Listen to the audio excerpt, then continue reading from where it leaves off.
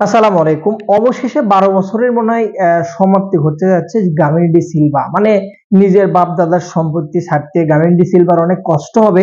কিন্তু যেটুকু ভিতরের নিউজ তাকে হয়তোবা আ নতুন কিউরেটর নতুন যে কিউরেটর যিনি আসবেন টমি হেমিং, তো তিনি অলরেডি কিন্তু চলে আসবে, কথাবার্তা পোক্ত হইছে। তো সেদিক থেকে বলা চলে যে গামিনীকে হয়তোবা আরো ৩ মাস সময় দেওয়া হবে, তাকে নোটিশ করা হবে।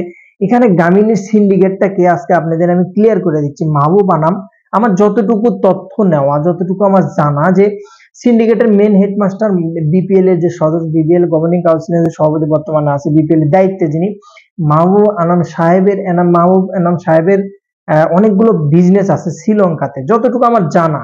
তবে আমি এটা যে 100% ট্রু নিউজ এটা আমি বলবো না, মোটামুটি বলা চলে 80% আমার কাছে যতটুকু আছে যে, তো এই বিপিএল এ গভর্নিং কাউন্সিল যে মাহমুদ আনামের অনেকগুলো ব্যবসা আছে যেটা শ্রীলঙ্কাতে, যেটা গামিনী সম্পৃক্ত আছে এবং গামিনী সেগুলো দেখভাল করে এবং গামিনীর অনেকগুলো তার সাথে পরস্পরগতা আছে এবং তার সাথে যে ফিনান্সিয়াল বিষয়ে অ্যাড আছে এবং ফ্যামিলির দিক থেকে যদি বলেন তার সাথে ভালো একটা রিলেশনও কিন্তু আছে।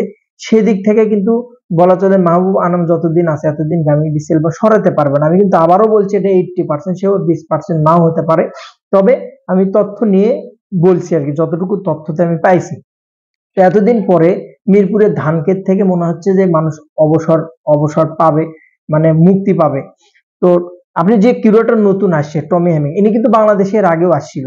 যখন একটু কাজ করতে নিয়েছে, যখন তারা গামিনী ডি সিলভার সিন্ডিকেট, তার যে সিন্ডিকেটের একটু হাত বাড়াতে নিছিল, সেই সময় তাকে কিন্তু আস্তে করে বাদ দেওয়া হয়েছিল। মানে ফুটবল আর ক্রিকেট এই দুইটা ফোন দাইতে এমন কিছু ফোন মারানির ভূত আছে যেগুলা কিন্তু ভালো মানুষকে কখনো কাজ করতে দেয় না।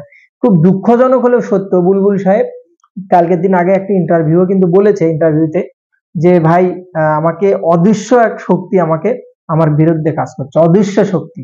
মানে অদৃশ্য শক্তিগুলো চিন্তা করেন, যে কোনো একটা সিন্ডিকেট, বুলবুল সাহেব কিন্তু সত্যিকার অর্থে এখন পর্যন্ত ভাই কোনো ফলস পায় নাই, অবশ্যই ভালো কাজ করছে বিসিবির জন্য।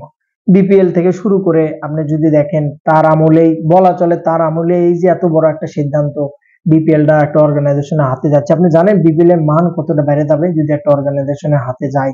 এটা কালকে সেটার সলিউশন হবে। বিপিএল এর মান এত পরিমাণ বাড়বে, বিদেশি প্লেয়াররা আসার জন্য হুমচি খেয়ে পড়বে সত্যিকার অর্থে। তো এটা কিন্তু বুলবুল সাহেবের আমলেই হচ্ছে। তো সে তার বিরুদ্ধে অদৃশ্য এক শক্তি, শত্রু কাজ করছে। এইসব ফোন মারানিদের জন্য ফুটবল এবং ক্রিকেটটা কিন্তু খুবই অধতলে, বলা চলে যে নষ্টর পথে। বাংলাদেশে কি ভালো ক্রিকেটার নাই? আছে ভাই, আছে।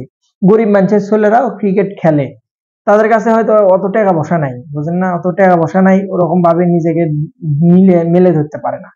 তো বিসিবি থেকে যদি ওরকম একটা ট্যালেন্ট হান্ট যদি করা যায়, ট্যালেন্টের বাজার যদি বসানো যায়, ট্যালেন্ট যারা আছে তাদেরকে জেলা ভিত্তিক ভাবে যদি খুঁজে নেওয়া যায়, একটা রিক্সাওয়ালা ছেলে অনেক ভালো ট্যালেন্ট এবং সে ভালো ক্রিকেট খেলতে পারে, এটা দিক বিসিবির কিন্তু অবহেলিত এবং এই বিসিবি কিন্তু চাইলেই কিন্তু এগুলো করতে পারে, আস্তে আস্তে হবে।